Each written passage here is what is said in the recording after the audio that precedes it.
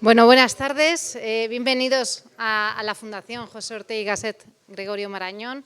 Mi nombre es Lucía, soy la directora de la Fundación y simplemente quería daros la bienvenida a esta casa, darles las gracias sobre todo a Fernando Mandrés, que es nuestro director del Centro de Estudios Gregorio Marañón, por traer esta iniciativa, por la colaboración con HM Hospitales y con Medtronic.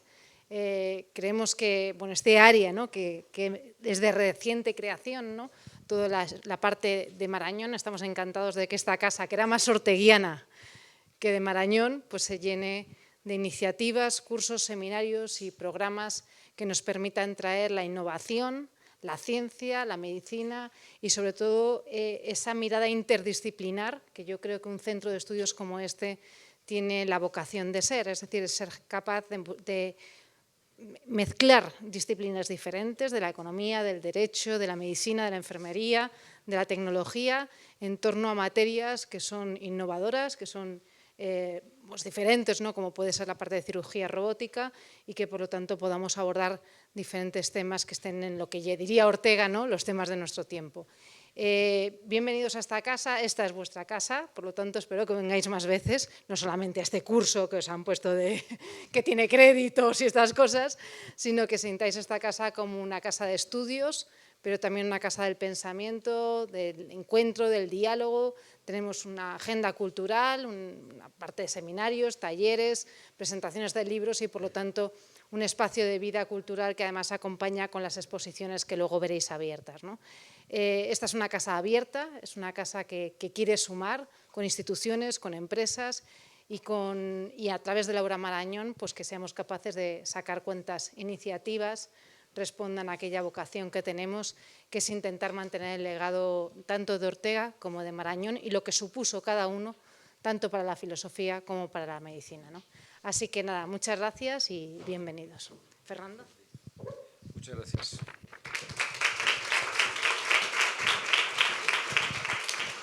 Bueno, pues dar gracias a nuestra directora de la institución, a Lucía Sala, a todos vosotros, a todos ustedes por su presencia en la Fundación Ortega y Gasset Gregorio Marañón. Fundaciones que vivían de manera distinta en los últimos años. A partir del 2010 se fusionaron y se ubicaron en esta institución. Están o estáis muy pegaditos al edificio que en el año 1915, hasta el año 36, fue la sede de lo que sería, hoy le diríamos como un colegio mayor, de la residencia de las primeras mujeres que optaban a la vida universitaria en nuestro país, dirigidos por María de Maeztu. Es todo un acontecimiento en la historia de España. Desafortunadamente, la guerra civil acabó con muchas cosas, entre ellas con esta, pero se ha rehabilitado y estamos en esta sede. Tenéis la oportunidad luego, si os da tiempo, de poder ver la exposición que se ha recuperado de la vida que se hacía en esta casa en aquella época. En la planta primera tendréis una exposición permanente de José Ortega y Gasset y en la siguiente de Gregorio Marañón. Como decía Lucía Sala, nuestra directora, esta iniciativa que viene derivada de que el año pasado se crea el Centro de Estudios Gregorio Marañón, que me complace en gran medida en poder dirigir. Y uno de los objetivos fundamentales fue desarrollar actividades de investigación y desarrollo en las universidades con las que estamos vinculados. Yo concretamente soy complutense y ahí estoy trabajando. Y tuve la suerte, y debo de decirlo aquí, de poderme encontrar en mi camino con el profesor Gómez Aguilera, que es otro creyente firme de la relación interdisciplinar en el mundo de la ciencia del siglo XXI. Poder tener un encuentro, en este caso concreto, entre médicos, estudiantes de medicina, ingenieros de grado o de posgrado, es lo que da respuesta a las preguntas del siglo XXI. A veces uno tiene la sensación de que las preguntas del siglo XXI las estamos contestando con argumentarios del siglo XIX y yo creo que deberíamos de corregir esa faceta. Este es un encuentro realmente interdisciplinar, como hemos hecho ya en otros momentos, desde que se creó el Centro de Estudio de Marañón y que seguiremos haciendo. Por tanto, mis primeras palabras son de agradecimiento al profesor Gómez Aguilera, que está aquí a mi izquierda, por creer como yo en esta iniciativa que vamos a continuar. Quiero ser breve en esta presentación, luego tendremos tiempo de hacer el coloquio. Hemos previsto unas presentaciones de cada uno de los miembros, profesores que intervienen, que yo voy a presentar ahora, de unos 15 minutos, no más, para inmediatamente tener un coloquio entre nosotros. Esta es la casa del pensamiento. Por lo tanto, aquí, si venís con alguna frecuencia, veréis que es muy probable que en un foro, el que sea, de la presentación de un libro hasta un seminario, el que fuere, hay siempre una actividad intensa de coloquio y de conversación. Y eso es lo que quisiéramos promover esta tarde aquí también, para intercambiar puntos de vista. Pues bien, me acompañan esta tarde los profesores que citaré de mi izquierda hacia la derecha. La profesora Patricia Sánchez González, que es coordinadora del grado de Ingeniería Biomédica y directora del Laboratorio de Investigación de Imágenes Médicas, Formación Médica y Cirugía Guiada por Imagen de la Universidad Politécnica de Madrid, del Centro de Tecnología Biomédica y de Telecomunicaciones.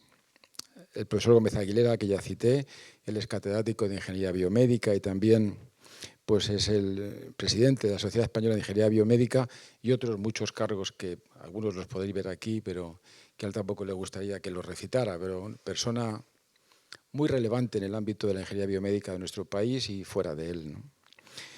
A mi derecha, el profesor Fernando Lista Mateos, que él es médico, especialista en urología, experto en cirugía robótica, con una experiencia más que reseñable en este ámbito, sobre todo en lo que es aplicar nuevas tecnologías de la cirugía asistida por robot, que sería mejor el término más cercano a la realidad, porque algunos piensan que la cirugía robótica es que uno enciende un robot y se va a tomar un café, y no tiene nada que ver con esto, ¿no? Y finalmente, la profesora Laura Martínez Guillén, que ella es especialista de Medtronic, es la persona con la que yo tuve la oportunidad de contactar recientemente y también he de agradecerle de manera muy especial su disponibilidad, su amabilidad y su sensibilidad universitaria para hacer esto y sobre todo para hacer posible que entre los que estáis aquí, pasado mañana podamos estar en el laboratorio de Medtronic en Alcobendas y poder trabajar en ámbitos de la cirugía robótica con los simuladores que ellos tienen. Yo le doy muchas gracias porque es muy probable que tengamos más actividades en esta casa vinculadas a las nuevas tecnologías en la que la empresa Medtronic y ella como sanitaria también conoce es tan necesaria e imprescindible. Así que sin más, yo voy a pedir a mis compañeros para hacerlo más fluido, más dinámico y ya romper esquemas. Nosotros nos vamos a sentar abajo, vamos a desplazar las sillas para que se puedan ver bien las presentaciones. Cada ponente tendrá unos 15 minutos. Me veo en la obligación de desde abajo avisarles o poner la luz roja si se pasan al minuto 16.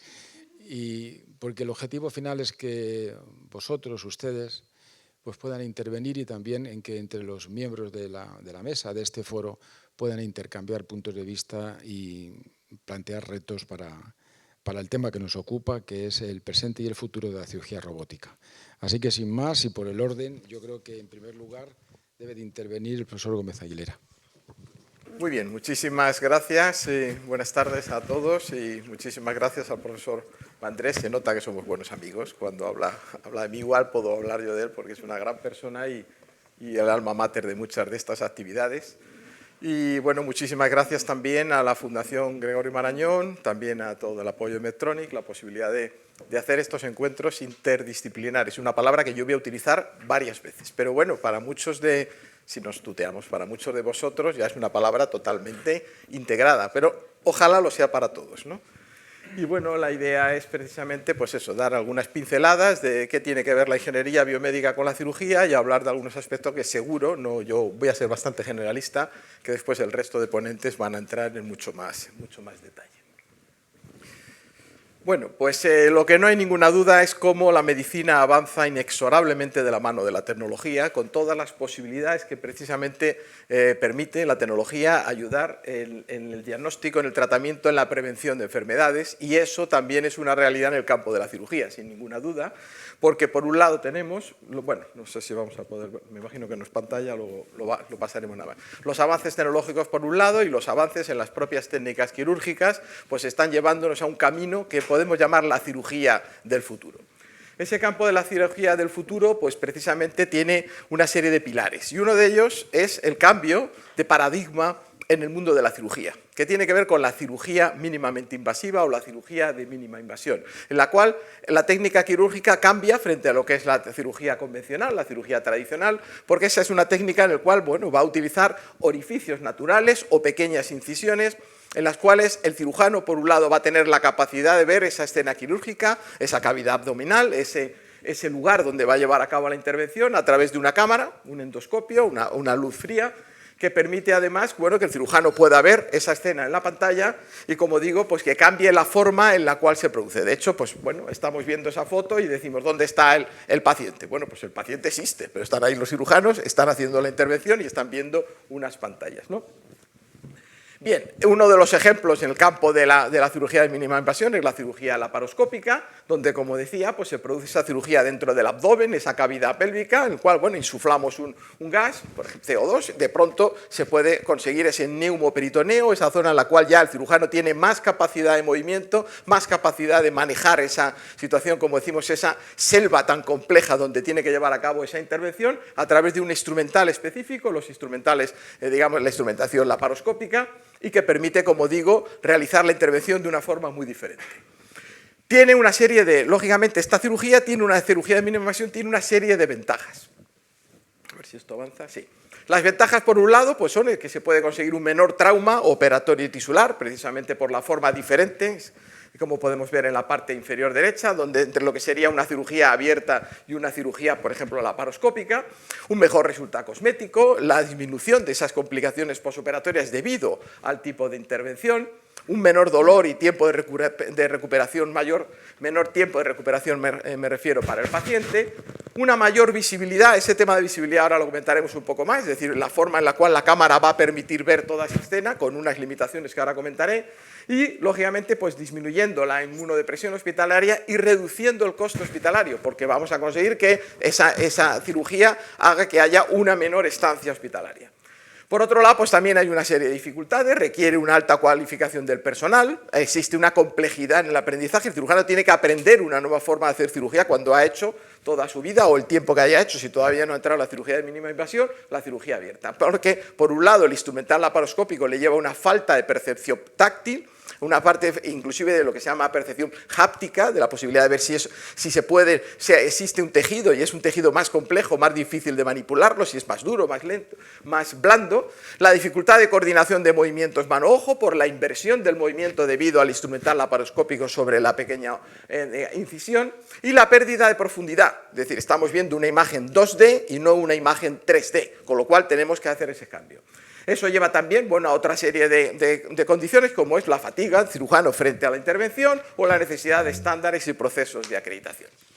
Lo que no hay duda es que la cirugía, como digo, mínima invasión está avanzando, existen muchas técnicas endoscópicas, no voy a entrar en ellas y además tenemos ya aquí un profesor de cirugía que seguro que podrá comentar muchas de las que están, aquí faltan algunas de las más avanzadas y veremos que precisamente al final, un poco de mi presentación y lo vamos a ver en detalle, la cirugía robotizada potencia las capacidades que tienen muchas de estas técnicas de cirugía de mínima invasión que no son asistidas por robot. ¿Vale?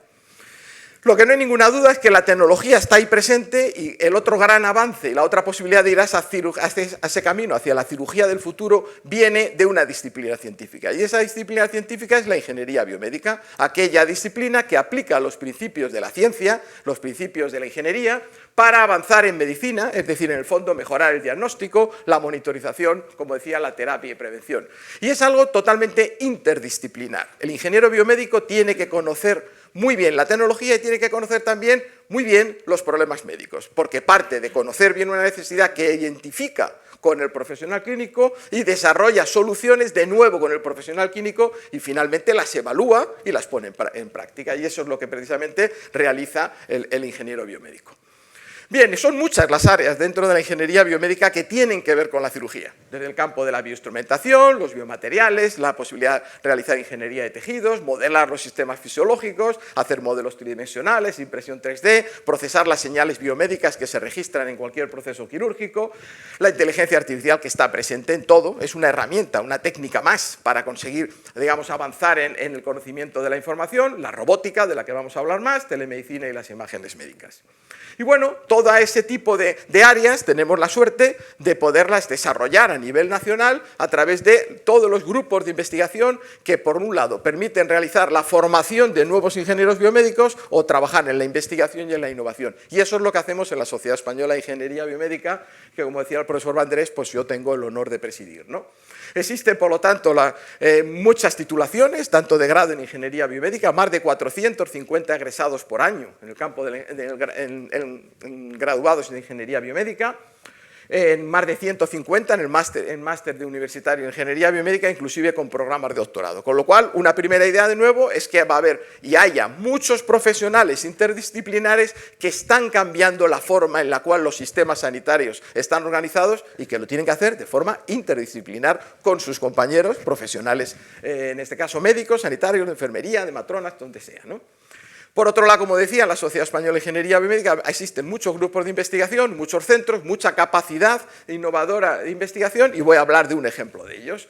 Uno es el que tenemos en la Universidad Politécnica de Madrid. La Universidad Politécnica de Madrid tiene una iniciativa que se llama UPM Health Tech, y esta iniciativa aglutina toda la capacidad de la universidad desde un punto de vista docente, desde un punto de vista investigador, en el mundo de la ingeniería biomédica y lo que llamamos las tecnologías para la salud y el bienestar. Ahí podéis ver un poco las cifras del número de grupos de investigación, escuelas, centros y áreas de trabajo. Tenemos, lógicamente, que realizarlo de forma totalmente interdisciplinar, con muchos centros a nivel nacional, con muchos centros a nivel internacional, porque, bueno, esa es la tradición. De hecho, es una actividad que se inicia a finales de los años 80, no es algo que nace ahora en el campo de en la Universidad Politécnica de Madrid. Tenemos una oferta docente que cubre todos los distintos niveles de formación, de grado, de máster, de doctorado, y también otros grados, otros másteres relacionados con el mundo de la ingeniería biomédica. En el campo de la investigación, pues bueno, bajo esta iniciativa estructuramos una serie de tres grandes áreas, tres grandes pilares, podemos decir. Por un lado, grandes retos en salud, por otro lado, una serie de aplicaciones clínicas y después tecnologías sanitarias que se aplican en cada una de ellas. Bueno, pues una de ellas, ya identificada, como digo, hace varios años, es el campo de la cirugía del futuro, donde tenemos en la universidad hay expertise suficiente en algunas de las áreas que antes he mencionado, campo de la ingeniería biomédica. Concretando un poco más el ejemplo, pues hablo de un grupo de investigación, que es el grupo que representamos tanto mi compañera Patricia Sánchez como yo, que es el grupo de Bioingeniería y Telemedicina del Centro de Tecnología Biomédica de la Universidad Politécnica de Madrid. Este grupo de investigación tiene tres laboratorios dentro del centro, uno en el campo de la telemedicina y la inteligencia artificial para medicina personalizada, otro en el campo de la ingeniería de neurorehabilitación y salud cerebral, y un tercero que sería el de simulación, planificación y cirugía guiada por imagen, que, como antes ha dicho el profesor Andrés, dirige la profesora Patricia Sánchez.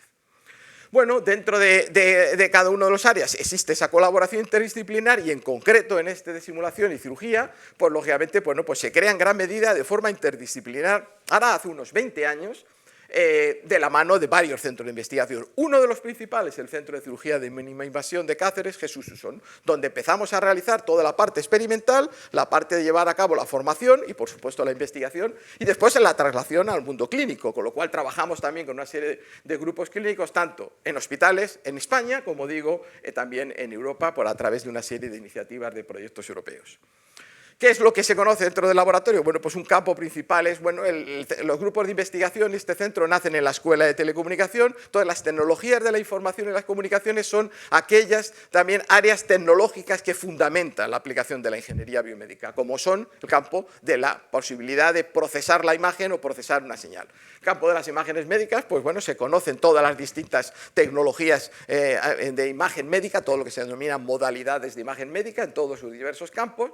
Y también no solamente la aplicación de la imagen médica, sino la posibilidad de que existe siempre otra información adicional en el campo de la cirugía de mínima invasión, que es el vídeo. El vídeo está siempre presente, está de forma intraoperatoria y es una información que es muy importante ¿para qué? Para llevar a cabo, por ejemplo, formación o para llevar a cabo lo que llamamos cirugía guiada por imagen y vídeo.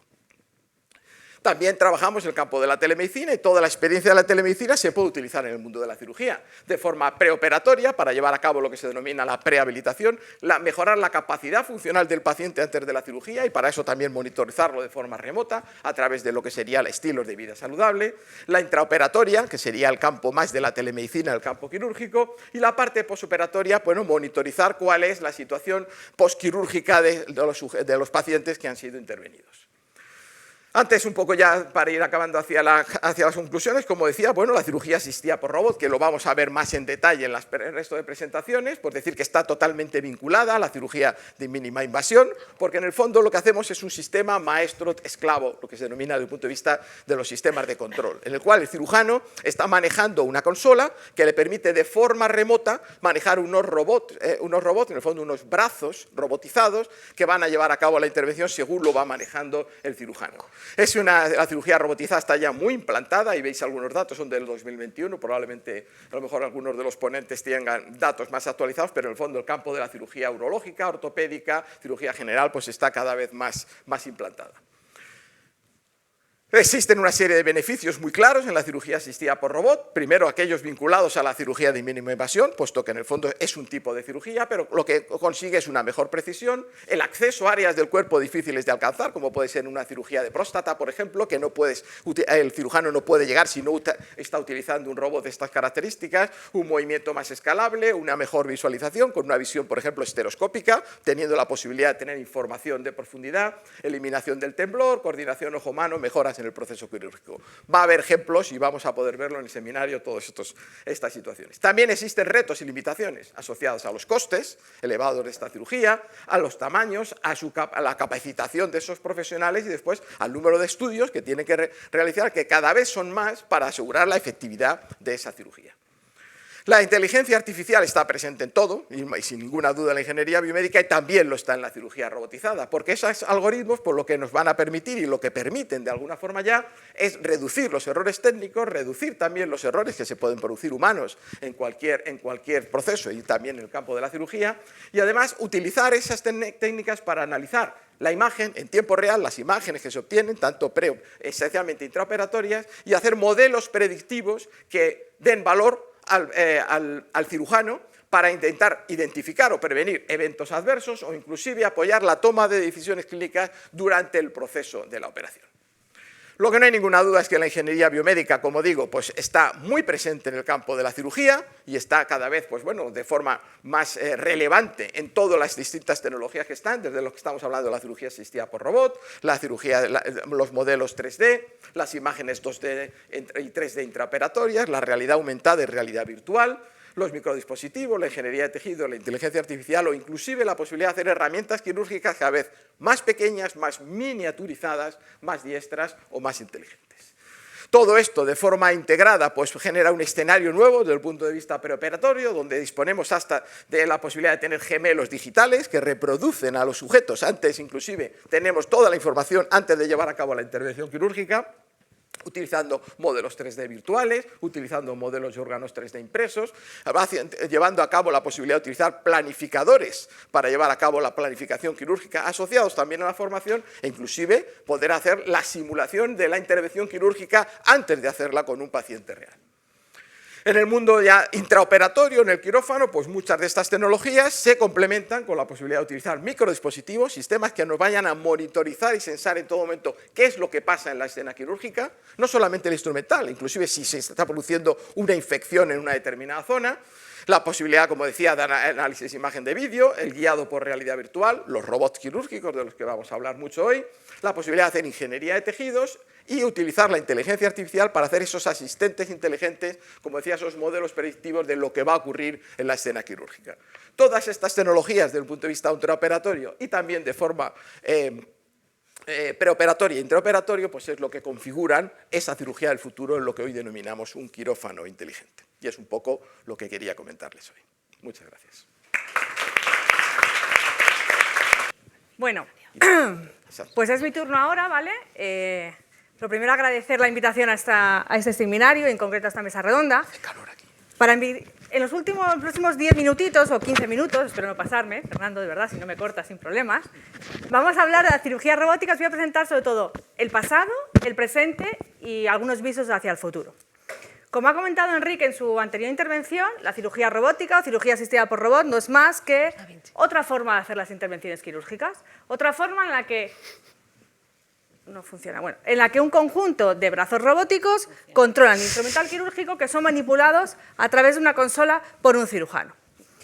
Y ya he comentado antes que tiene ciertas ventajas frente a la cirugía abierta derivadas de la propia cirugía de mínima invasión. Ha comentado una lista, pueden ser menor pérdida sanguínea, incisiones más pequeñas, mejor resultado cosmético, todas las que ha comentado Enrique, pero también propias de la propia técnica quirúrgica, de la propia cirugía robotizada, como es esa visión tridimensional, que no todos los sistemas lo incorporan, pero veremos que la mayoría de ellos sí, la magnificación de la escena, la sencillez y sobre todo la precisión de los movimientos. Pero para entender bien estas ventajas, este presente de la cirugía robótica, tenemos que entender también su pasado. La historia de la cirugía robótica es relativamente nueva y surgió a partir de los años 80, más o menos, ¿vale? En aquel momento, la cirugía robótica se entendía de manera diferente. ¿Qué buscaban esos pioneros de cirugía robótica? Pues buscaban hacer cirugías autónomas. Y en ese contexto surgió el robot Probot, que intentaba realizar una prostatectomía transuretral. En este caso era una especie de robot con una cuchilla giratoria para hacer esta técnica quirúrgica. Y es verdad que los primeros ensayos demostraron la eficacia, demostraron que era factible, pero no se llegaron a utilizar en humanos. Siguiendo esta misma filosofía, surgió el robot RobotDoc, que en este caso lo que permitía hacer era un vaciado del fémur en operaciones de sustitución de cadera y que fue el primer robot aprobado por la FDA. Pero como digo, estos eran los primeros que perseguían esa cirugía autónoma. Pero poco a poco se dieron cuenta de que efectivamente no era mejor, era mucho mejor hacer el modelo de cirugía maestro-esclavo, donde tenemos dos subsistemas, un sistema controlado por el propio cirujano, que es el maestro, quien manda las órdenes, que es el esclavo, y es el que realiza esos movimientos. Y en este sentido, fue a partir de 1994, cuando surgió los primeros robots ya aprobados también por la FDA, en este caso para intervenciones laparoscópicas. En concreto, AESOP, lo que es un brazo robótico que controla el endoscopio, ¿vale? La cámara endoscópica. ¿Y cómo? Pues a través de comandos de voz. Comandos de voz que el cirujano iba diciendo a lo largo de la intervención e iba llevando a cabo este control de la cámara endoscópica. Y otros sistemas robotizados que perseguían este mismo objetivo, pues es, por ejemplo, el Labman de Medsys o el EndoAssist de Armstrong Healthcare. Y fue a partir de los años 90 cuando ya empezamos a surgir robots más complejos, ¿vale? Como puede ser el Zeus de Computer Motion. En este caso eran 3 brazos robóticos. El primero de ellos era el que controlaba la cámara endoscópica, que efectivamente era directamente el AESOP que hemos visto antes, y tenía 2 brazos robóticos más que emulaban el brazo izquierdo del cirujano, brazo derecho del cirujano. En este caso tenía una consola, ¿vale? Donde ese es el sistema maestro, donde él llevaba a cabo la intervención y llevaba a cabo ese seguimiento a partir de información bidimensional. Solo cuando se ponían las gafas en 3 dimensiones podía ver el sistema tridimensional. Un pasito más allá, bueno, este fue en 1998, fue cuando fue aprobado por la FDA, sobre todo para cirugía cardíaca, pero en 2001 ya la FDA lo aprobó para cirugía abdominal. Y dando un pasito más allá, el sistema que todos conocemos, que es el robot Da Vinci, ¿vale? En este caso, el cirujano opera sentado en esta consola, ahí sí que tiene completamente visión tridimensional, ¿vale? Gracias a un sistema de visión estereoscópica, ¿vale? de alta calidad, y en el que se van transformando esos movimientos que hace el cirujano a estos brazos robóticos, ¿vale? Tiene una capacidad de grados de libertad muy importante y lo que hace que, pues como ha comentado antes Enrique, se reduzcan los temblores, se hagan los movimientos mucho más eficaces. El primer sistema Da Vinci surgió en 1999, aunque no fue en el 2000 cuando se produjo la FDA lo aprobó, y a partir de entonces han surgido diferentes versiones. En 99, como digo, el Da Vinci estándar, después tuvimos el Da Vinci S, Da Vinci SI, Da Vinci XI, y el 2017 la versión Da Vinci X. A día de hoy existen más de 6.000 robots Da Vinci en todo el mundo, en diferentes centros hospitalarios, y se han llevado a cabo más de 8,5 millones de intervenciones realizadas. ¿Y qué tipo de intervenciones? Ya lo mostraba también Enrique en su gráfico. Pues a nivel global, la mayor proporción, podemos decir, de cirugía robotizada suele ser en cirugía general y cirugía ginecológica, urológica. Bueno, discrepo. ¿Pero hay vida más allá del Da Vinci? Sí, o sea, es cierto que la hegemonía del Da Vinci es clara, pero poco a poco están surgiendo muchísimos, como esta podemos sacar 18 transparencias más, ¿vale? pues TELLAB, está diseñado en Milán por la compañía Sofar TM, y esta en el fondo es más centrada en ginecología. Tenemos Avatera, tenemos Revoi, bueno, muchos más, como por ejemplo solamente en urología, en el que encontramos también tanto la Vicena como Aquablation y como por ejemplo el Sensei, que inicialmente estaba diseñado para cardiología, pero se vio también que tenía aplicación directa en neurología para la realización de ureteroscopias flexibles, ¿vale? Aparte de esto existen otros sistemas, ¿vale?, que también yo creo que se van a ver presentados a lo largo de esta mesa redonda, más complejos y que están ya más desarrollados y más integrados. Por ejemplo, el primero de ellos es Versus, que está comercializado por Cambridge Medical Robotics. En este caso, tiene carros de un solo brazo, ¿vale?, lo que lo hace más modular, más flexible. Presenta una consola abierta para el seguimiento de la intervención. Seguimiento de intervención que puede hacer en 3D gracias a la incorporación de esas gafas tridimensionales. Y es bastante versátil porque en función de la cirugía puedes ir añadiendo o quitando los diferentes cables. El año pasado, si no recuerdo mal, Johnson & Johnson pues, presentó también su primer sistema, que es el sistema Ottava, en el que en este caso va a incorporar 6 brazos, ¿vale?, pero la diferencia es que van a estar integrados en la mesa de quirófano, ¿vale? Y lo que dicen es que va a facilitar que el equipo clínico pueda intervenir también sobre el cuerpo del paciente y van a mejorar los flujos de trabajo. Y el sistema Hugo, ¿vale?, que no voy a añadir mucho más porque creo que van a hacer más hincapié el resto de compañeros, al final también tiene un diseño modular, es un diseño portátil. Gracias a su consola tiene una visualización muy avanzada. Para mí una parte también muy interesante es la solución a la nube que presentan de la grabación de vídeos directamente, que se sube a quirófano de manera anonimizada, capacidad de analizarlos, capacidad de compartir los vídeos entre diferentes profesionales. Y como digo, no voy a meter mucho más porque yo creo que ya tanto Laura como van a avanzar mucho más en este tema. Hasta aquí hemos presentado brevemente ciertos sistemas que están actualmente, pero es que lo ha dicho también Enrique, ha hablado de telecirugías, ¿vale? Es la posibilidad de llevar a cabo esas cirugías robotizadas de manera remota. ¿Gracias a qué? Pues gracias, por ejemplo, a la incorporación de la tecnología 5G. ¿Vale? La tecnología 5G nos permite tener una baja latencia entre ambos subsistemas, el subsistema maestro y el subsistema cloud. En este caso, bueno, os traigo aquí la primera experiencia pionera que se hizo, ¿vale?, en 2019, en este caso era sobre un animal porcino, era en China, y se llevó a cabo esa cirugía en 50 kilómetros, ¿vale? La distancia entre maestro y esclavo eran 50 kilómetros. Poco a poco que se ha ido avanzando, de 2019 aquí, pues se ha aumentado mucho más ese rango de distancias y además, pues no solo se ha pasado a animales, sino también se está haciendo con personas. Aquí os pongo 3 ejemplos, en este caso, al final los chinos nos sacan bastante ventaja. Otro tipo de intervenciones se hacían desde Qingdao en un único centro, con un único maestro con diferentes esclavos. Aquí consiguieron más de 1.700 kilómetros, ¿vale?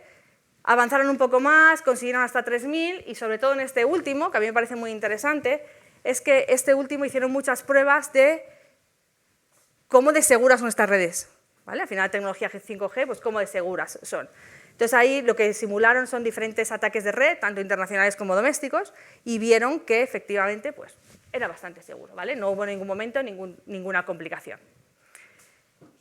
No solo en cirugía laparoscópica, sino también en cirugía, en este caso de la columna vertebral, donde transmitían, gracias a la tecnología 5G, no solo los comandos del cirujano que llevaba a cabo la intervención, sino también en tiempo real transmitían esas imágenes radiológicas tridimensionales. Hemos visto el pasado, hemos visto brevemente el presente y qué hay del futuro, ¿vale? También apuntaba Enrique, y yo creo que una parte muy importante es la incorporación de esa inteligencia artificial dentro de los quirófanos, ¿vale?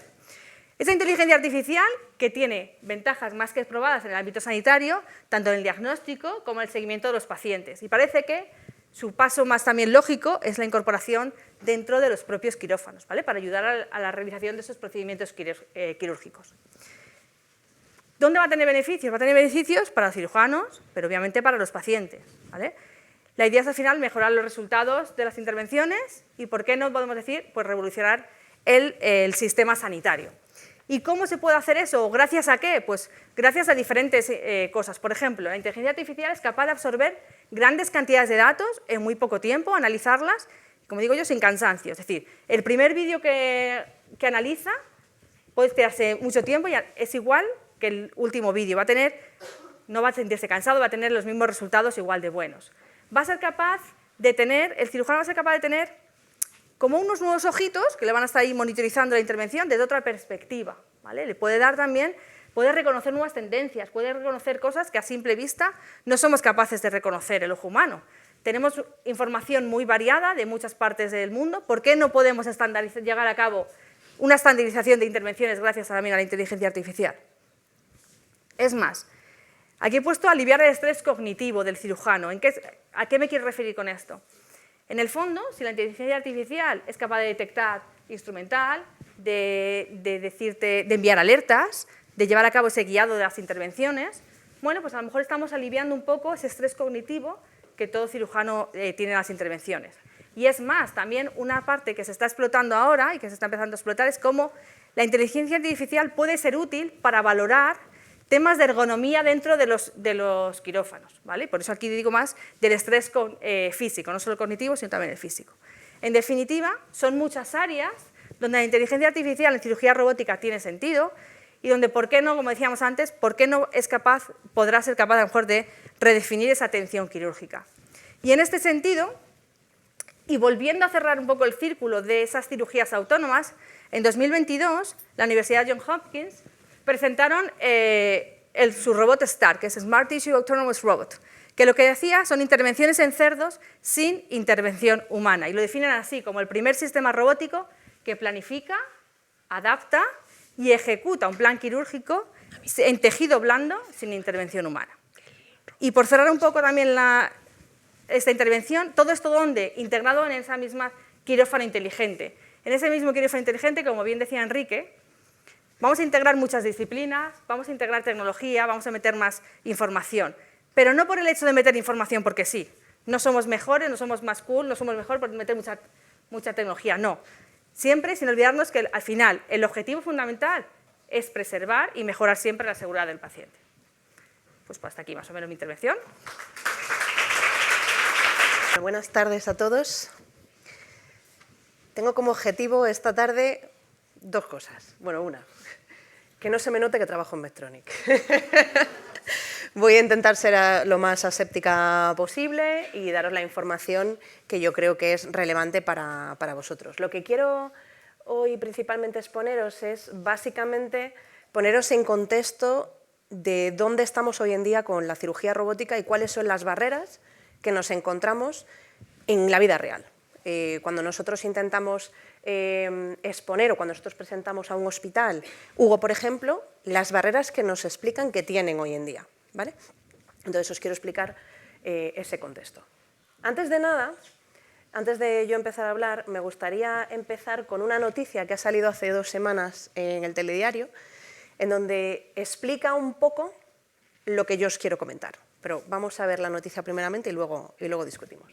Y van a conocer el robot de cirugía más avanzado del mundo que ya opera en un hospital español. Se llama Hugo y su precisión quirúrgica es fascinante. Desde su consola, los cirujanos pueden hacer intervenciones de una precisión inaudita y de forma mínimamente invasiva. Javier Villanueva, cuéntanos.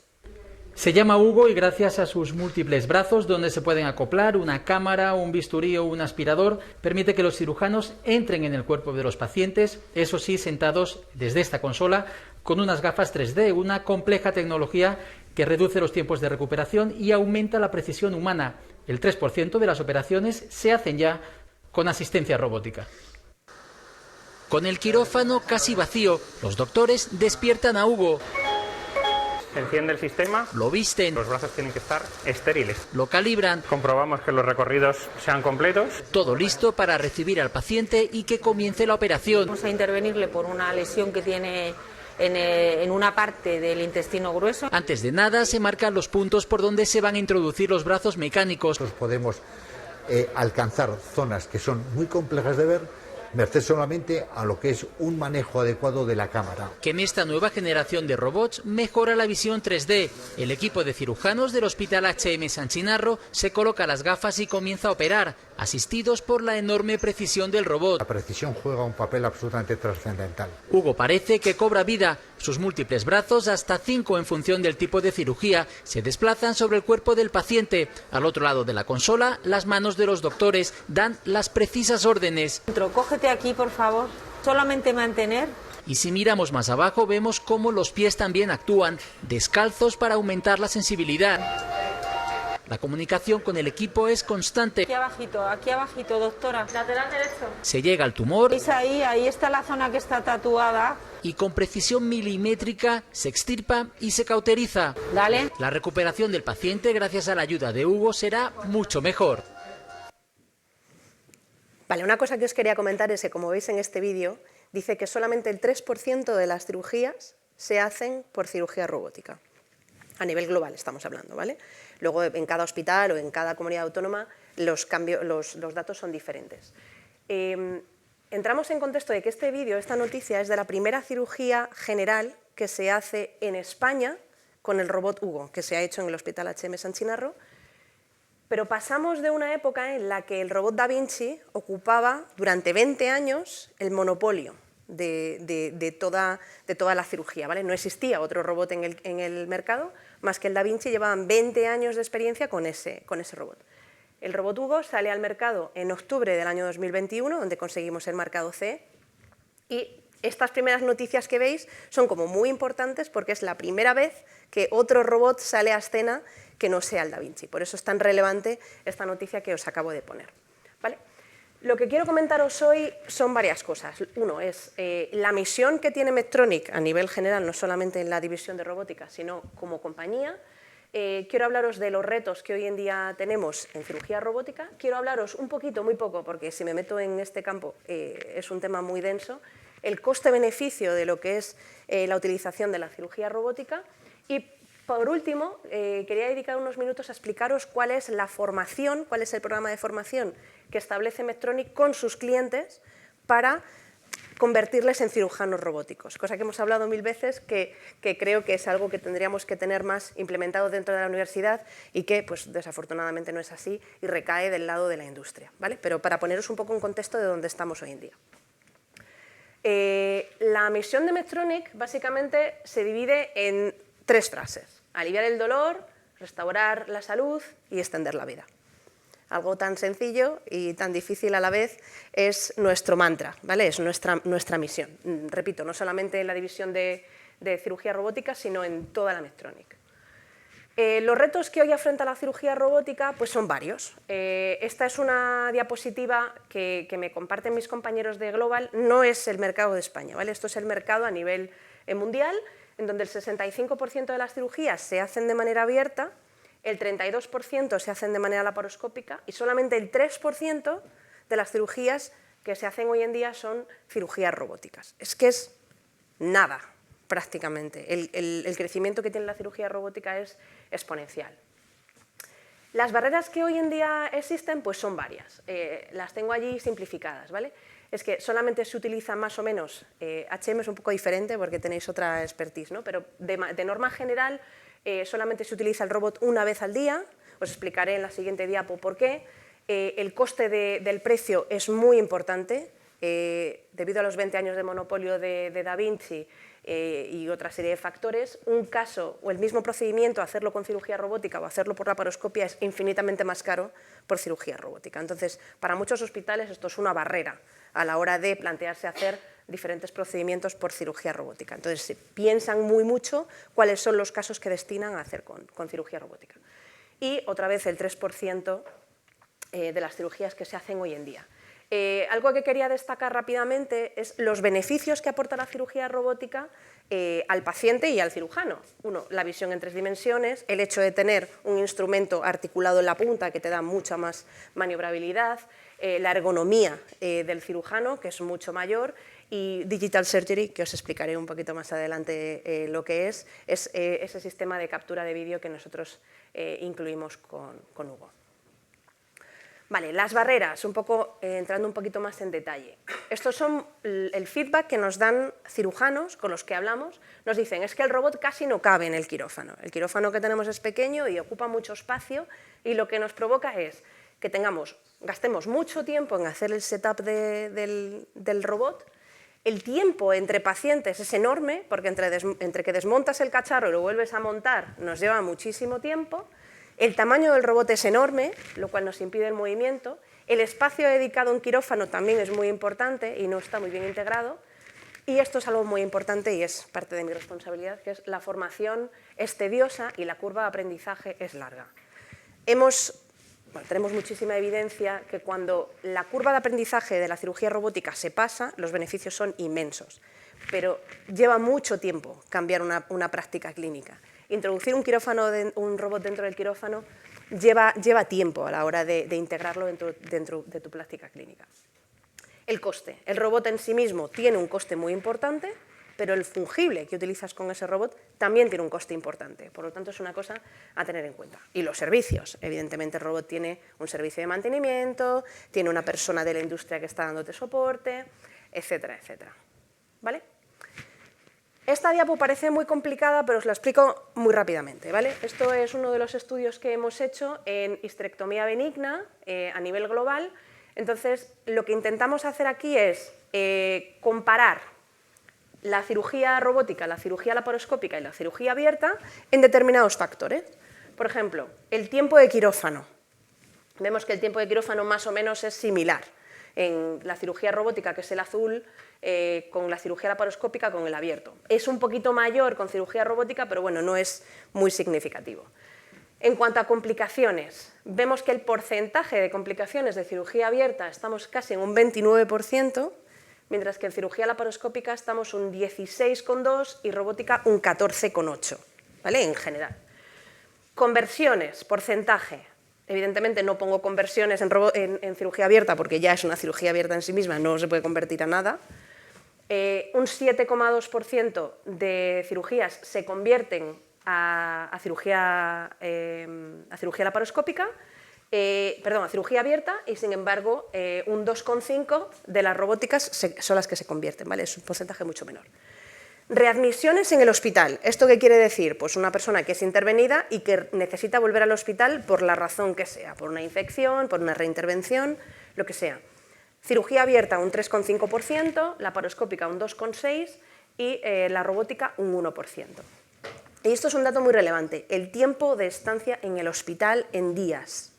Cuando una persona es intervenida, el tiempo que se pasa ingresado en el hospital. Vemos que la cirugía abierta necesita una media de 2,5 días de ingreso, la laparoscópica un 2,11 y la cirugía robótica un día, 1,1 prácticamente. Entonces, estos datos son muy impactantes porque realmente sí es verdad que la cirugía robótica tiene un coste mayor, pero el beneficio que tiene a largo plazo, tanto para el hospital como para el paciente, es muy relevante, ¿vale? Eso es algo por lo que hoy en día tenemos que seguir luchando para que sea más visible. Vale, os quiero hablar rápidamente de Hugo.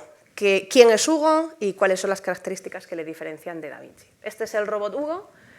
Como veis, tenemos una torre de laparoscopia, tenemos 4 brazos que son absolutamente idénticos y una consola del cirujano. Los brazos. La característica de los brazos es su movilidad. Tiene un rango de movimiento muy grande y el hecho de que no estén dentro de una única torre los 4 brazos, como pasa con Da Vinci, lo que nos permite es una mayor flexibilidad para adaptarlo al caso que queramos realizar. Nos permite colocar el carro del brazo en cualquier localización al lado del paciente, con lo cual la versatilidad a la hora de hacer el docking, que es lo que nosotros llamamos acoplamiento al paciente, es mucho mayor. Y la modalidad por acceso, ¿vale? Nos permite elegir el número de brazos que queremos utilizar en la cirugía. Existen cirugías en las cuales se utilizan 3 brazos por intervención o 4. Incluso se habla mucho hoy en día de la cirugía híbrida, que bueno, sería un híbrido entre robótica y laparoscópica, en la que podrías utilizar un brazo de Hugo para colocar el endoscopio y hacer una cirugía laparoscópica convencional. La consola del cirujano. Nuestra diferencia, digamos que es una consola abierta, como estáis viendo en esta imagen, es buenísima, y hablo en este caso de mi departamento, para formación a cirujanos y a enfermeras. ¿Por qué? Porque permite al cirujano compartir mucho más lo que está sucediendo en sala. Con el DaVinci tienen la cabeza metida en la consola del cirujano, los que están un poquito más aislados. De esta manera, al tener la consola abierta, la gente que está en el quirófano puede participar muchísimo más de esa cirugía, y a la hora de hacer proctoring, a la hora de tener gente que va a visitar esos hospitales para formarse, te permite entender mucho más los pasos de la cirugía. La torre es una torre de laparoscopia convencional. Esta pantalla reproduce lo que está sucediendo en la consola del cirujano, de tal manera que a la enfermería o al staff de quirófano le permite ser partícipe de lo que está sucediendo sin necesidad de ver la consola del cirujano. Os explico un poco cuál es la Training Pathway oficial que realiza Medtronic con sus clientes, ¿vale? Lo que pretendemos es que sea una formación integrada con la formación existente, que proporcione confianza a todo el staff de quirófano, no solamente al cirujano, sino que el papel de la enfermería con Hugo es muy relevante porque el setup es puramente manual. Lo que intentamos es facilitar que los skills del cirujano aumenten y que pueda tener mayor confianza con la consola del cirujano para que ese primer contacto con el paciente no sea un salto muy grande entre la formación técnica y la primera cirugía. Es un programa de formación comprensivo y estandarizado, y lo que nosotros pretendemos no es formar a un hospital y olvidarnos de ellos nunca más. Pretendemos hacer una alianza con ellos y acompañarles durante su curva de aprendizaje. Cada vez que quieran hacer casos más complejos, pues estar con ellos e intentar que eso sea posible, que se puedan hacer cada vez casos más complejos con Hugo, porque nosotros también estamos aprendiendo con ellos muchas veces, ¿no? Entonces, ¿el training oficial en qué consiste? Consiste en una parte de formación técnica. Una persona que viene a formarse de Hugo, lo que primero necesita saber es conocer técnicamente cómo funciona el robot. Ahí entra la parte de ingeniería biomédica y medicina, ¿no? Tendremos que explicarte cómo funciona el cacharro, por así decirlo, explicaros para qué sirve cada uno de los botones y cómo actuar en caso de emergencia, cómo hacer el docking, etcétera, etcétera. Eso nos lleva 2 días enteros, donde tenemos parte virtual y parte de simulación, y es un dry lab. No hay ningún cerdo ni ningún cadáver, es puramente técnico. Una vez que el cirujano ha completado los ejercicios de simulación en la consola, ya controla técnicamente el dispositivo, podemos pasar a la parte de procedimiento experimental. ¿En qué consiste esta parte? Tenemos dos tipos de cirujanos, ¿no?, que normalmente solemos entrenar, y son cirujanos que ya han hecho cirugías con DaVinci o cirujanos que nunca en su vida han hecho cirugía robótica. Los planes de formación son muy diferentes para los dos. Para los cirujanos que ya han hecho cirugía con DaVinci, lo que le proponemos es un paso intermedio entre la formación técnica y el primer paciente que está en su mesa de quirófano. Entonces, les proponemos hacer un procedural experience, que es poner un cerdo o un cadáver encima de la mesa y que puedan practicar el procedimiento que ellos van a hacer con su paciente con un cerdo, por ejemplo, que es tejido vivo, y pueden experimentar cuál es el comportamiento del quirófano, cómo actuar en caso de emergencia, simular situaciones pues, rocambolescas que se pueden llevar a cabo en quirófano y que nunca sabes cómo puedes salir de esos momentos, ¿vale? Realmente es muy valorado por los clientes este paso. Y también proponemos el coaching. ¿El coaching qué es? Imaginaros, yo soy un cirujano nuevo, nunca he hecho cirugía robótica y quiero empezar a trabajar con Hugo. He ido a la formación técnica, he hecho algún cerdito, he hecho algún cadáver, pero todavía no me atrevo a poner un paciente encima de la mesa porque es un paso importante.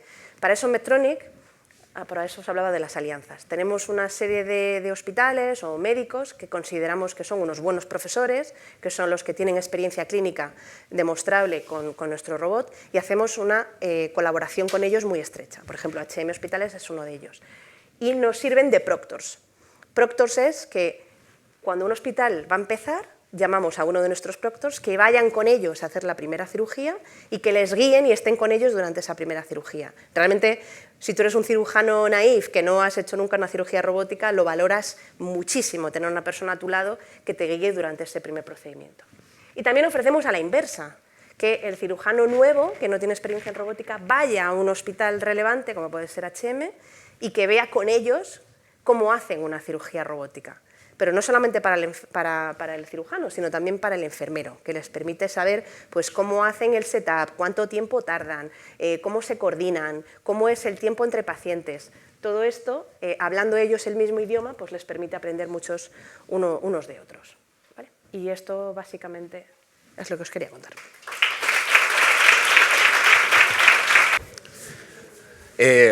Buenas tardes. Lo primero, agradecer la invitación. Para nosotros, para mí es un placer, para nosotros como grupo, como ROC, perteneciendo a HM Hospitales, en este caso es un honor que estar aquí y poder enseñaros un poquito de lo nuestro.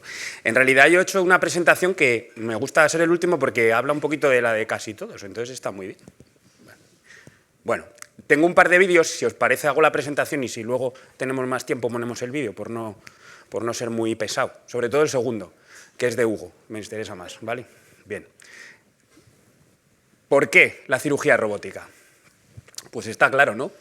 La evolución lógica que ha habido en todo, incluyendo una cosa tan tonta como los videojuegos.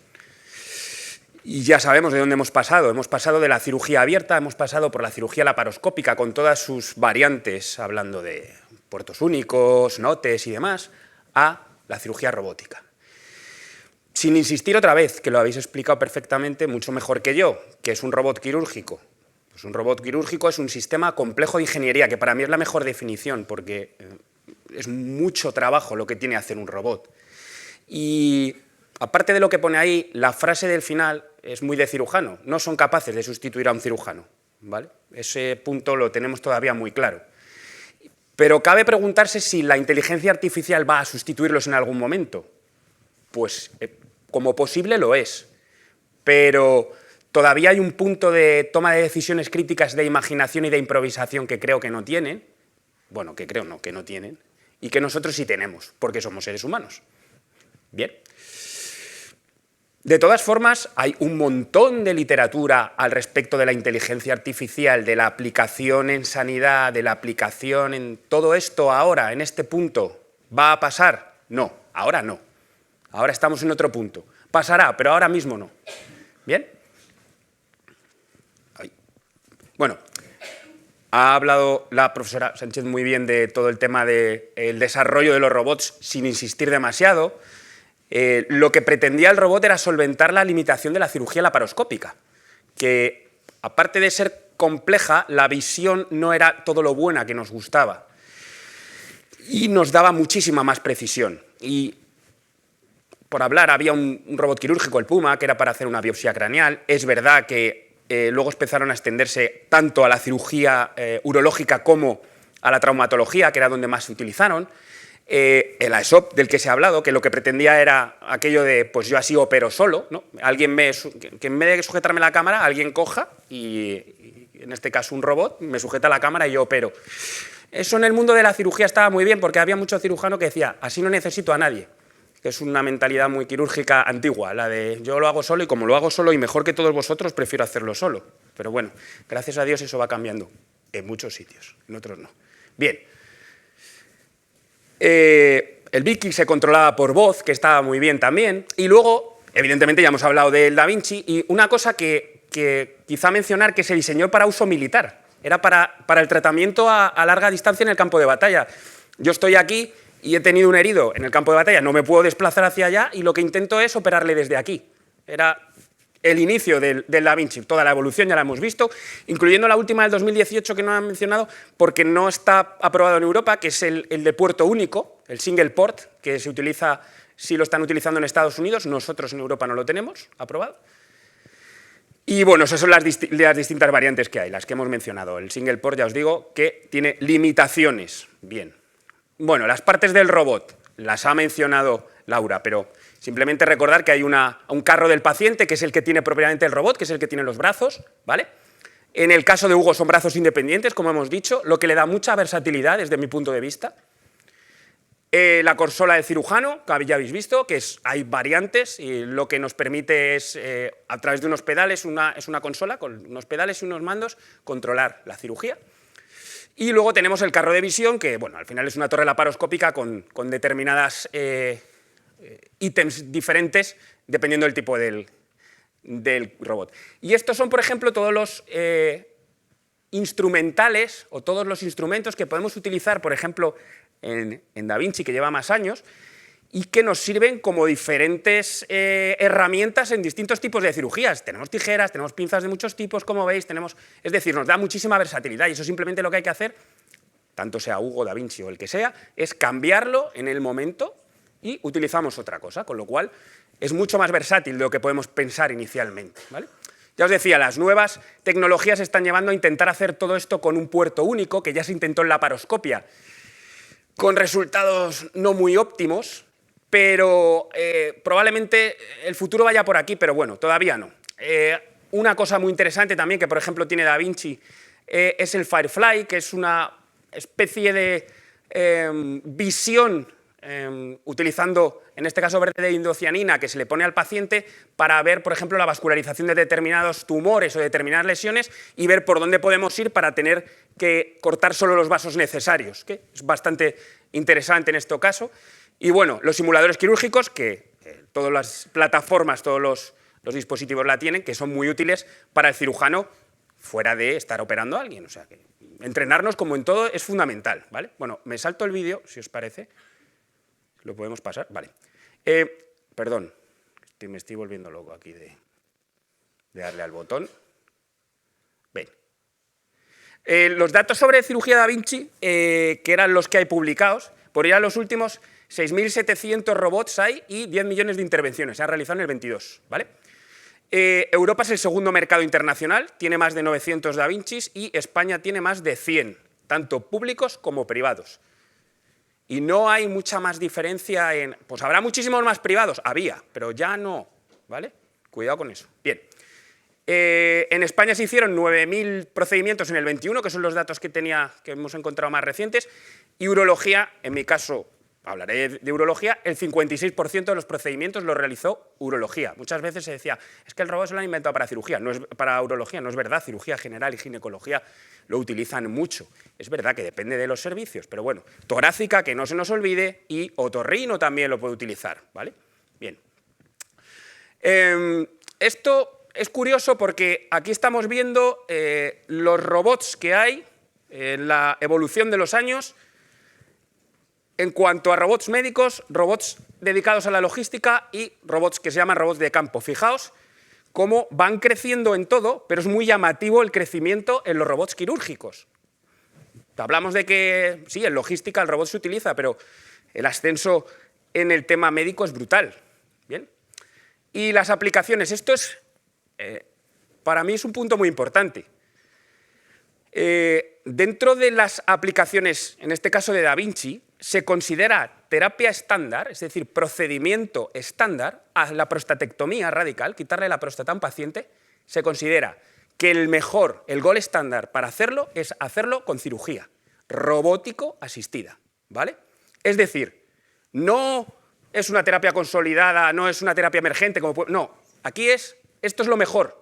Si haces otra cosa, no estás haciendo lo mejor. Esto es un punto muy importante, que la cirugía robótica ya se considere el tratamiento estándar, por ejemplo, de la prostatectomía radical. Bien, y fijaos qué porcentajes de prostatectomía radical se hacen con robot. En este caso estamos hablando de datos del DaVinci porque son los que hay más a largo plazo, pero es que el 83% son prostatectomía radical, es decir, le estamos haciendo caso a esto. También hay cirugía de riñón, cistectomía y demás. Bien. Hablando un poquito más de Hugo, para que Laura se ponga más contenta, ¿vale? Bien, es un sistema modular que puede ser transportado fácilmente. Esto no es una tontería, porque el peso, por ejemplo, del carro de DaVinci es una barbaridad. Y a veces, hasta donde yo sé, en la mayoría de sitios había que reforzar el suelo de los quirófanos porque pesa mucho. Y para desplazarlo, estos se mueven bastante fácil. Bien. Podemos crear un setup propio quirúrgico. Vale, yo estoy cómodo con este, pero le meto uno más, pero quiero meter uno menos, depende de la cirugía. Para mí, de lo más importante, hemos hablado de la nube, del video cloud. Es espectacular que yo tenga una cirugía ayer y hoy la tenga en la nube, la pueda ver, la pueda compartir con mis compañeros y encima la tenga dividida por pasos. O sea, como decimos, hay un tío ahí metido en el móvil que está viendo a ver si la haces igual o no la haces igual que yo, porque ahí te ha cambiado un paso y tal. Bueno, esas son tonterías que hacemos ya, pero esto es muy importante, porque yo me repaso la cirugía al día siguiente, la puedo ver en el móvil, mi cirugía y la de mi compañero también. Esto es muy importante y eso para mí es un avance brutal. Y la pantalla 3D, que como ha dicho Laura, es muy interesante que la podamos compartir entre todos, que no esté yo metido ahí, sino que todos los que se pongan gafas y estén al lado mía pueden compartirla. Y otra cosa que solemos decir es que estamos más metidos en la cirugía, es decir, yo os tengo la pantalla, pero no os tengo la cabeza aquí metida, sino que tengo disponible al paciente ahí haciendo así, no sacando la cabeza, que para mí es muy interesante también. Bien. Bueno, ya hemos hablado de esto, ha hablado Laura perfectamente. El vídeo este, si queréis, lo ponemos luego, el de Hugo. Vale. Y una pregunta que nos hacemos nosotros, ¿por qué creemos en la cirugía robótica en nuestro grupo? Porque hemos visto que reduce tiempos quirúrgicos, dolor posoperatorio, tasa de sangrado, y estos son datos, estancia media hospitalaria, recuperación de la continencia cuando hablamos de una prostatectomía radical, recuperación y mejor potencia sexual cuando hablamos de una prostatectomía radical y mejores resultados oncológicos, al menos iguales y en muchos casos mejores. Esto también es muy importante. Hay un montón de revisiones al respecto. Esta revisión del Lancet ya nos hablaba de que comparando la laparoscopia, la robótica con la abierta ya era significativamente mejor. Tanto el tiempo quirúrgico como el tiempo en quirófano, como la cantidad de sangre que se perdía, el sangrado, y las complicaciones graves. Esto es una revisión del 2016 de Lancet, y ya había diferencias, ya hay evidencias significativas al respecto. Y nos han dicho, oncológicamente, que se controla al menos igual, hablando por ejemplo de prostatectomía radical, con robot, que con la prostatectomía radical abierta, que hasta ahora era el gold estándar. Y hay un montón de revisiones, European Urology y de otras revistas de alto impacto. En definitiva, lo que hacía la cirugía robótica en urología es convertirse en el método de referencia. Ya lo es en Estados Unidos, que es donde prácticamente está desechada la cirugía laparoscópica y solo se hace robótica o abierta. ¿Bien? Y incluso se están viendo, como hemos dicho, que objetivos secundarios en cirugía, como la prostatectomía radical, como es mantener la potencia y la continencia, pero no por ello menos importantes, permite preservar mejor los haces neurovasculares, permiten mejorar las tasas de erección postoperatoria que teníamos en la abierta, que en los mejores casos eran de un 60-70%, y tampoco me lo creo mucho, eran bastante menos, pero bueno, bien. Y en cuanto a continencia, fijaos este estudio muy interesante de European Urology también, tanto comparado con la laparoscópica a un año, como comparado con la abierta también a un año, es mejor la cirugía robótica. Es decir, lo mismo con la potencia. Es decir, tanto en potencia como en continencia es mejor la cirugía robótica. Y esos ya son datos y son revisiones. ¿Bien? Perdón. Bueno, sin entrar en muchos más estudios, seguimos con lo mismo, un montón de estudios revisando, hablando de que en la prostatectomía radical hay menos pérdida de sangre, menos estancia hospitalaria, incluso en la nefrectomía menos tiempo de complicaciones, en la nefrectomía parcial menos márgenes tumorales. En definitiva, la cirugía robótica, por cierto, y terminando con esta parte, no solo es para patología oncológica, que parece que nos centramos en eso. La cirugía reconstructiva también se está beneficiando mucho de esos, incluso determinadas litiasis que tenemos que quitar, que antes se quitaban por la laparoscopia, cirugía abierta y demás, también se están haciendo así. Bien. Limitaciones. El entrenamiento. Para mí, quizá lo fundamental, ¿no? Junto con los costos y el tiempo de ocupación de quirófanos. Pero lo del tiempo de ocupación de quirófanos va un poco asociado al entrenamiento, es decir, nosotros al principio podíamos tardar más en hacer una prostatectomía radical robótica y a lo mejor tardábamos menos con Da Vinci y más con Hugo, pero ya no. Ya hemos revisado las primeras y ya después ya no tardamos más, tardamos lo mismo. Incluso en el docking se tarda lo mismo. Ya antes tardábamos un montón más, es que ahora el brazo este... Ya no, ya tardamos lo mismo, o al menos no hay diferencias significativas, ¿vale?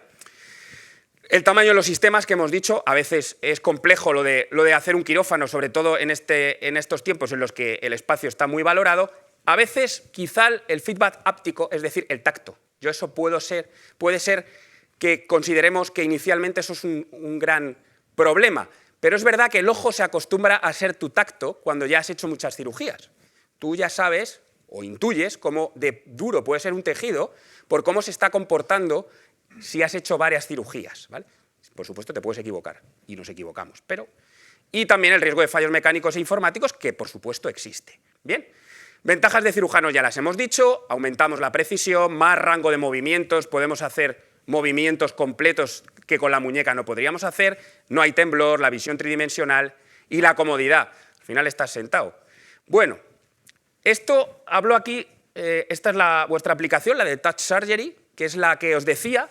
Fijaos cómo las últimas cirugías que yo he realizado aparecen ahí descargadas desde el día siguiente a que yo las he hecho, yo la pincho y yo puedo verla. Viene tiempo quirúrgico, viene desglosada por partes y luego pueden compartirla conmigo mis compañeros. Yo he hecho la esta mañana y a ver tú tal. O sea, no es para ver quién la hace mejor y peor, pero... Intuitive tiene, los de DaVinci tienen una cosa parecida, pero no está el vídeo. Lo único que hace es darte datos. Tú has tardado no sé cuánto, ya has hecho tantas cirugías, vale, pero no es igual. Esto para mí es un gran avance y lo agradecemos un montón además. Bien, y luego, cosas que se están añadiendo, para mí muy interesantes, las guías intraoperatorias. Fijaos cómo se hacen modelos tridimensionales que reconstruyen el caso, como antes han mencionado, dónde está el tumor, qué vascularización tiene y lo superpone a la imagen del robot. Eso es muy interesante, porque yo estoy operando y a la vez estoy viendo en colorines por dónde debería ir y dónde no ir. Que esto me parece un gran avance. Al igual que los modelos tridimensionales que se reconstruyen y que previamente, sobre todo nosotros los estamos haciendo en cirugías de riñón, al paciente le diseñamos un modelo, y aparte se lo enseñamos, en el que el paciente ve dónde está exactamente su tumor y aparte a nosotros nos sirve para abordarlo y además la vascularización, pero él puede verlo. Mira, esto es donde está el tumor, vamos a intentar hacer esto, quitar esta parte, que al final es información, bien, pero cuanta más información tengamos, mejor. Bien. Y lo último, inteligencia artificial, no voy a añadir nada porque, por supuesto, han hablado los que saben más de esto, que no soy yo, y creo que lo que más nos puede ayudar quizás sean los modelos predictivos asociados a la inteligencia artificial, que me parecen muy interesantes, ¿vale? Sin entrar más en detalle sobre esto. Bien. ¿Y cuál es el futuro? Bueno, ya lo hemos dicho, ¿no? Urología ha sido uno de los pioneros de la cirugía robótica. Todos estos son los robots que están en ello, o acaban de salir, o están saliendo, o están desarrollando, ya no solo están, o sea que no vamos a entrar en hablar de ellos.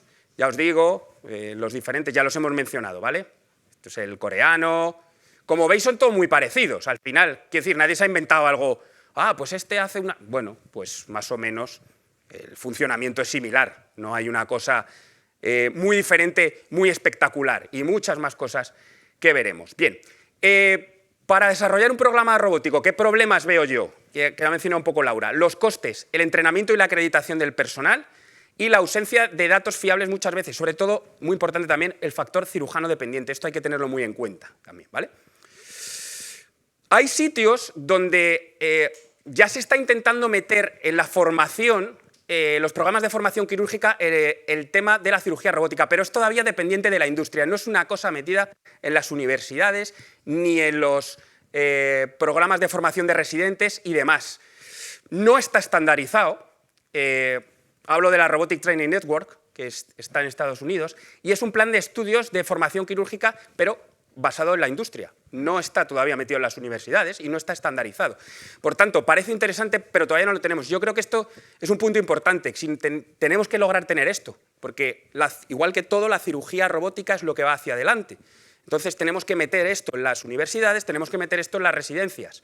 Bien, nada, simplemente un par de pantallazos sobre esto, que es ya os digo, una red formativa que existe, tiene diferentes módulos, bueno, luego tiene laboratorio de simuladores y demás, y bueno, ya os digo, aunque no está metido como tal, muchos residentes, sobre todo en Estados Unidos, están intentando meterse en este tipo de formaciones porque en realidad a visión de presente-futuro es lo más interesante, una red que sirva para la formación, y creo que es el punto clave que tenemos que hablar y que luego, si queréis, desarrollamos un poquito, ¿no? El tema de la formación de nuevos cirujanos en esto. Y como conclusión, por supuesto, estamos inmersos en una nueva era de la cirugía asistida por robot y tenemos que aprovecharnos de ello. Cada día hay cosas nuevas, cada día hay innovación, hay nuevos sistemas robóticos prácticamente todos los días, y lo que tenemos que hacer es seguir utilizándolos, seguir desarrollándolos, y debemos estar abiertos a utilizar los nuevos. Los cirujanos no podemos estancarnos, no podemos decir es que esto hace 40 años se hacía de otra forma y entonces es como se hace. No, ni mucho menos. Hay que abrirse a las nuevas tecnologías y a aprender a hacerlas, ¿vale? Bueno, este era simplemente para que veáis que nosotros vamos en esa línea, porque en el 2021 en nuestro grupo hicimos 89 robots, 137 en 2022, y de momento, hasta marzo llevamos 55, la previsión sería que hagamos 200, más o menos, ¿vale? Pues ya está, muchas gracias.